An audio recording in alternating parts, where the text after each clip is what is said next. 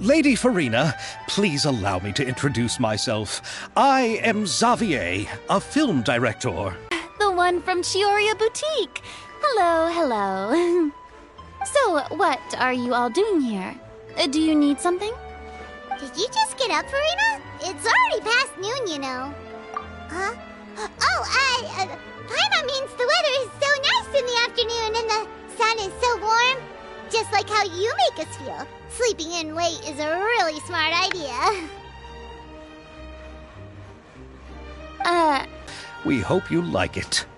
No need to be so formal. I'm just a regular person like everyone else now. Oh, is this Fontinalia mousse?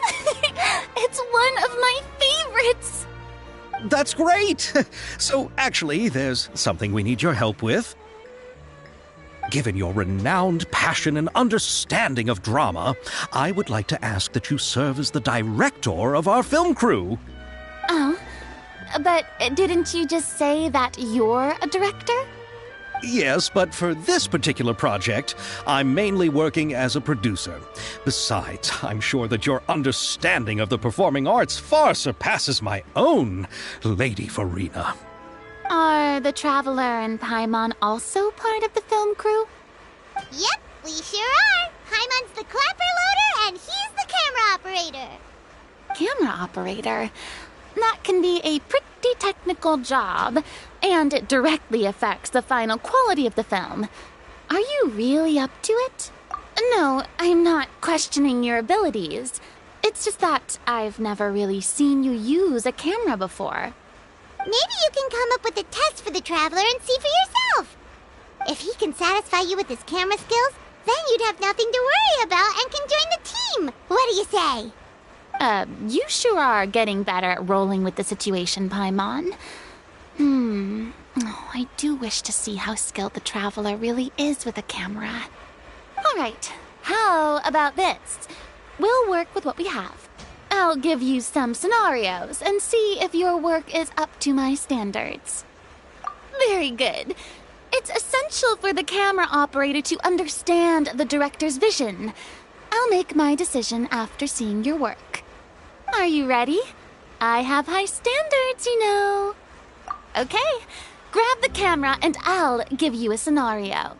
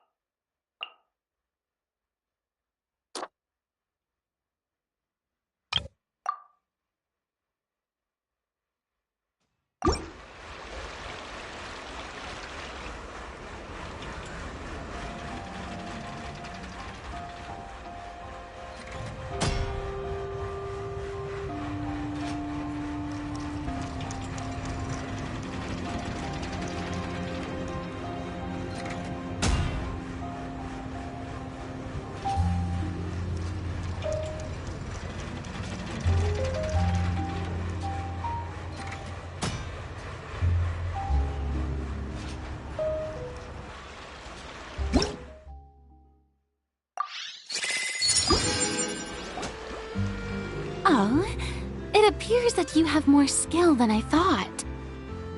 All the shots had a great composition, and I could really feel a connection to the characters and their lines.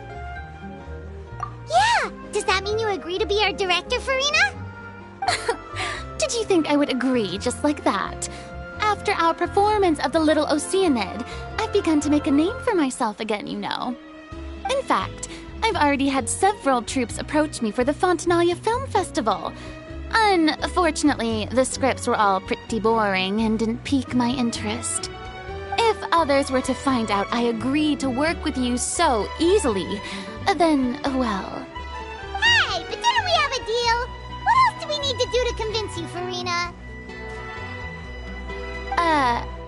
Well, what about the pay? Huh? Well, I can offer you this much? What? That's all? If Nervilat were to hear of this, he could charge you with underpaying your labor. I'm sorry, but our crew is in a tight financial spot at the moment. I see. Well, even though it's highly unlikely now that I'll join your crew, there's still something I'd like to ask. Exactly what film are you planning to make? Oh, our script is an adaptation of The Two Musketeers. Huh? Wait, you mean the suspense thriller novel that was a #1 bestseller? Oh, so Farina's read it too. Of course I read it. I've always had a keen interest in artistic works that strike a chord with the populace. I see. It all makes sense now. You must have used most of the budget to pay for the copyright. Not really. The novel's author transferred the copyright to me practically for free once he heard that I wanted to make a film adaptation of the story. The lack of budget is due to another issue. He probably just wants to get his name out there. So, Mora isn't the most important thing to him right now. It reminds me of a delivery courier who wears one of my designs while traveling all across Teyvat. I didn't charge her much for the outfit either. The exposure she provides for my brand is well worth it. So, are you a big fan of this story, Farina? Well, it's alright. The pacing of the story is good, but the character relationships could use some work. When I was reading it before, I always felt like some things were left on a rather unsatisfactory note. I have high standards, you know. Ahem, Mr. Xavier, if, hypothetically speaking, I agree to be the director, how much freedom would I have in terms of script revisions and creative interpretation? Oh, as much freedom as you would need. I wouldn't dare doubt the tastes of Fontaine's greatest star. Good. Then I'm free to alter the script as I see fit? Absolutely, no problem. All right. It seems that your crew really can't go on without my care and direction. So, you agree? Yes, I agree. Although the pay is well below what someone of my caliber deserves. A great script calls for a great director. I mustn't let a perfectly good story be ruined due to lack of funds. If you have fine cheese and bread, you wouldn't just let it sit on the counter and get moldy just because you lack an oven, right? Oh, Hydro Archon above! I'm not dreaming, am I? Somebody pinch me. There's no more Hydro Archon, you know. And it's still a little early to celebrate. There's a lot that goes into shooting a film. Although the trickiest tasks of finalizing the script and casting the actors have already been taken care of, we'll still need to reserve filming locations. Not to say set up lighting and props. And by the way, since we'll be filming The Two Musketeers, we'll need to find an action choreographer. Ideally, a professional who has actual experience with muskets. Yes, I've thought about this as well. I was hoping that you might know someone who could handle the job. Me? If this was before, I could have simply asked Glorand. But it's already been some time since I last talked to her. Navia can also use firearms, but unfortunately, her style is quite different from that of the characters in the story. Could we ask the Special Security and Surveillance Patrol? Oh, you mean the Special Patrol's Musketeers? Yes, that's right. They work with muskets every day. I can't think of anyone more qualified than them. They would be under Nervilette's jurisdiction. Unfortunately, I don't have any connection with them at all. So, in the end, we still have to start by talking to Nervilette. No need to go to all that trouble. I know their Captain Chevres. Oh, you do? Wait, Chiori, how do you know the captain of the Special Patrol's Musketeers? No particular reason. Running a business means dealing with some trouble from time to time, and she's helped me out on a few occasions. In return, I've helped her handle a few situations in which the Special Patrol couldn't get involved directly. So, we've gotten to know each other over time. So you're saying there's been times when the Special Patrol needed a fashion designer to handle a situation? Your work is becoming more and more mysterious. It'd be best to keep it that way. Anyway, enough about that. What do you all think about asking the captain to be our musket action choreographer? She sounds professional enough. She is a captain, after all. I have no objections. But I imagine the Special Security and Surveillance Patrol must be busy with their duties. Do you think she'd really have time to help with shooting a film? And then there's the issue of pay. Well, it just so happens that she's also not the kind of person that's just after Mora. As for whether she has time, I'll have to go and ask her first. Then I'll leave that to you. Macaroni's on sale today, so I've got to go. You can just tell me how things went when we discuss tomorrow's plan later. No problem. Having Farina join feels like a big boost to our team. Of course. Just wait until the day of our premiere. You'll witness the true power of my name in these lands. You'll be so glad I agreed to help. I can guarantee that even the standing tickets will be sold out. I'll be sure to ask some people I know to see if they'd be willing to act as extras. Seems like you're finally getting more comfortable with your own reputation now. I didn't ask for the Clapper Loader's commentary, Paimon. Then let's get going. I happen to know where Chevres is today. By the way, I'm curious. If my pay is so low, then what about our two lead actors? Didn't they travel here all the way from Inazuma?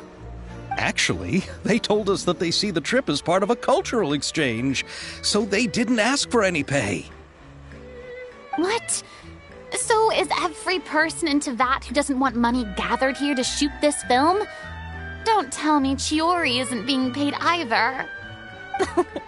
I already knew Xavier from before, and he's also agreed to give my brand some good exposure. It seems the gods have really smiled upon you, Xavier. And that certainly doesn't include me, mind you.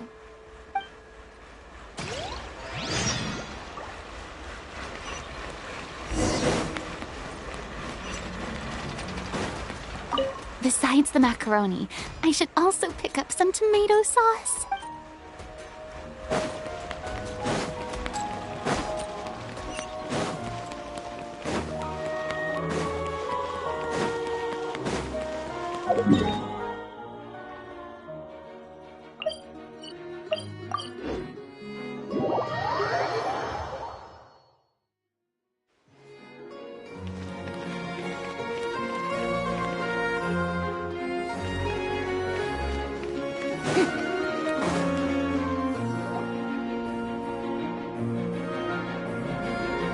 All right, this is the place. But where's the captain? There's hardly anyone around here. She's over there. The one with an eye patch reading in front of the newsstand. Oh, her! Paimon could tell there was something different about her. She seems kinda intimidating. Please wait here for a moment. I'll go fetch her. She's working now, so you might not want to get in her way. Me. Oh, alright, let's see what happens then. Chiori sure is a mysterious person. She claims just to be a fashion designer, but she knows all these powerful people. The court of Fontaine isn't particularly tolerant of visitors from overseas, so it isn't easy for a foreigner to promote their brand here. Even more so in the competitive world of fashion. Even a local like me just trying to make a film has to face all kinds of challenges. So I can only imagine what Chiori has been through to get where she is today. I'm sure that having more connections has definitely worked in her favor. Reading on the job? Detective novel. One main character? No. Multiple. Branching storylines. I see. How's the plot coming along? One of the main characters is about to make a choice that will affect the rest of his life. I'd wager he's going to make the wrong choice. Any way to speed things up? There's something I need your help with. You know that doesn't depend on me. It all comes down to what the character chooses. Which is exactly why I'm here to help.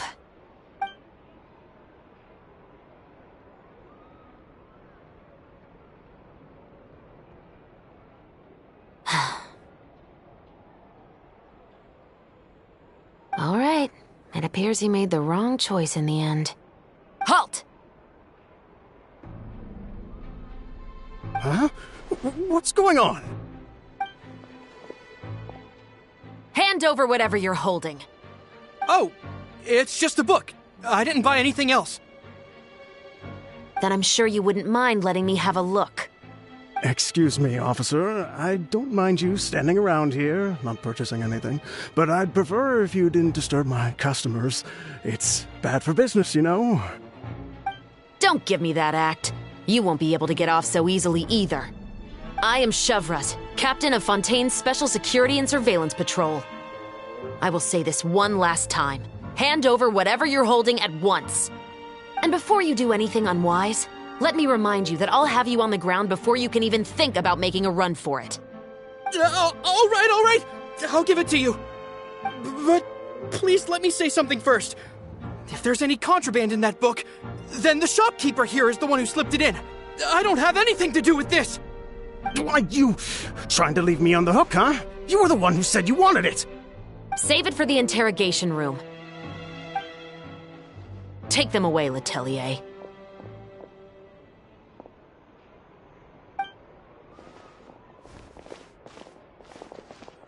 What's going on here? 1 second you're reading a book and the next you're escorting people away. And who are... Oh!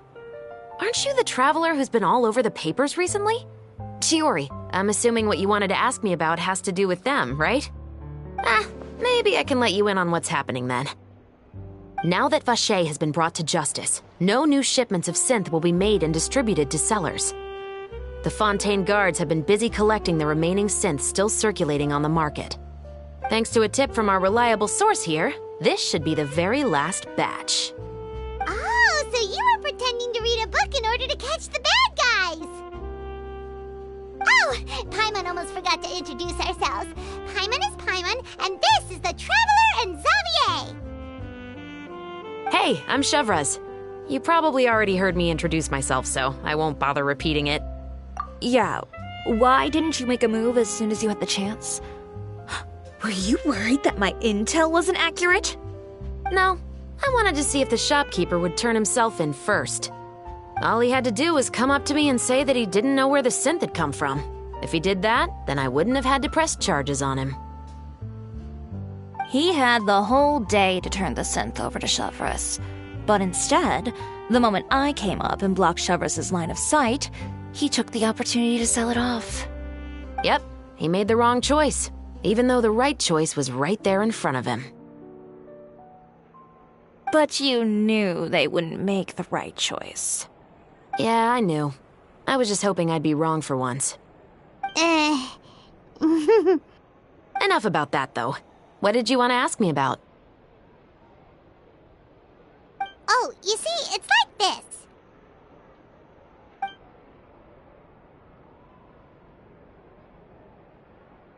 The Two Musketeers. You certainly have a good eye for a story. So what do you need me to do? Just be the action choreographer for the actors? Yes, that's right. I want to make sure we get all the details right. I want the actor's posture and understanding of firearms to be as realistic as possible. However, I'm afraid this work will require a bit of your time, since you'll have to be present whenever we're filming. Also, as for the pay... No need to say any more. I'll join. Huh? Just like that?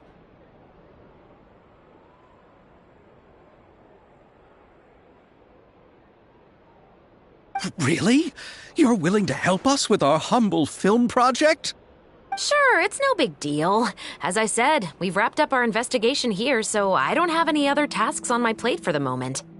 Besides, I personally really like this novel. I even have the collector's edition at home. Stories where justice prevails over evil never get old for me. Then we've got a deal? Yes, I'll see you on set tomorrow.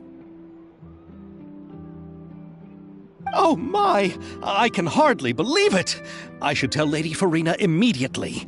Oh, and I must tell the prop manager and lighting technician to get everything ready. We start filming tomorrow! Calm down, Xavier. The film is going to take more than just a day to finish. Still, I should also head back now and start preparing the actors' costumes and makeup. Alright, guess that's it for today then. Traveler, Paimon, please stay for a moment. I have something to tell you. Then I'll take Xavier back. Poor thing. He's so excited that he can't even walk straight anymore. I don't want to spend our first day fishing our producer out of the fountain. Yep, see you tomorrow.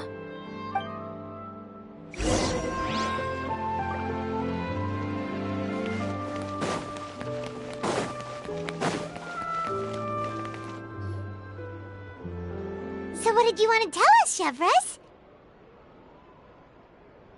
Have you read The Two Musketeers? The story is about a pair of children born into the household of a baron and their struggle to survive together and take revenge for their mother. They were raised at the baron's estate, where their mother worked as a maid. The two were illegitimate children that the baron had with the maid, so they were never treated well by anyone. One day, upon returning home, they found their mother had been murdered and left dead on the floor. It was quite evident that the culprits were the other members of the baron's household, who never had any kind words to say to them. However, the baron was able to exert his influence and keep the whole thing under wraps. The mother's death was eventually deemed as a suicide, and there was no chance of bringing her murderers to justice. The two siblings decided to flee and someday avenge their mother. Many years later, members of the baron's family suddenly started turning up dead one after the other, all killed by gunshot. A rainbow rose was found on each of the victims' bodies, being the flower that the kid's mother liked best. The baron believed that the mother's soul had come to take vengeance on him, so he lived in fear each day. But it was actually those two siblings who had fled all those years ago. They relied on each other to survive and trained day and night, eventually becoming adept musketeers. They used all of their abilities to collect evidence and clues before executing their plan and exacting revenge on the baron. Their actions let the truth behind their mother's death be known to all. That's quite an exhilarating story. Yep, the baron got what he deserved for his evil deeds, and justice was able to prevail. It was just the kind of story I enjoy. Oh, so is that why you were so willing to join our crew, Chevres? You could say it was one of the reasons. Oh, you mean there were other reasons too? I've read the reports about you. Whether it was at the trials or when you lent your hand to resolve our nation's crisis, you've shown that you've got a strong sense of justice, as well as a great mind for deductions. Yes, you're as sharp as I expected. It seems you've experienced many similar situations before. There's been a recent murder case involving Muskets. The perpetrator's methods appear to be very similar to what is described in the novel. Huh? Really? But Paimon didn't see anything about that in today's papers. The Marechaussee Phantom hasn't yet released any information to the public because the investigation is currently at a standstill. The murderer is extremely cautious. A murder involving firearms? But not that many people use those in Fontaine, right? Impossible. We perform a routine inspection of our firearms and ammo reserves every day. If one of the weapons had been fired, it would stick out like a sore thumb. Besides, I trust the members of my platoon. However... Well, that's all I can disclose about the case today. Huh? What do you mean? I hope you all can go back and get some shut-eye. You can decide tomorrow whether or not you'd like to join the investigation with me. I'm aware this might not be the ideal time to add more to your plate, but the more capable people we have, the better the chances that justice will prevail. Carrying out investigations isn't actually supposed to be our responsibility. Our job is to apprehend the perpetrators. Finding them is really up to the Marechaussee Phantom. You could say I'm taking part in the investigation out of personal interest. I don't want people to see Muskets in a negative way, and also, I'm concerned about the similarity between the crimes and the story. You mean they might be connected somehow? I suspect so. Just to make myself clear, this is not an order, nor is it a deal of any kind. It's a request, nothing more. If you two have any interest in the case after we finish filming tomorrow and are willing to assist me, then I would be most grateful. What do you think, Traveler? Yeah, you're right. Paimon's getting a little tired, too. We've really been hustling all day. You'd better head back and get some rest.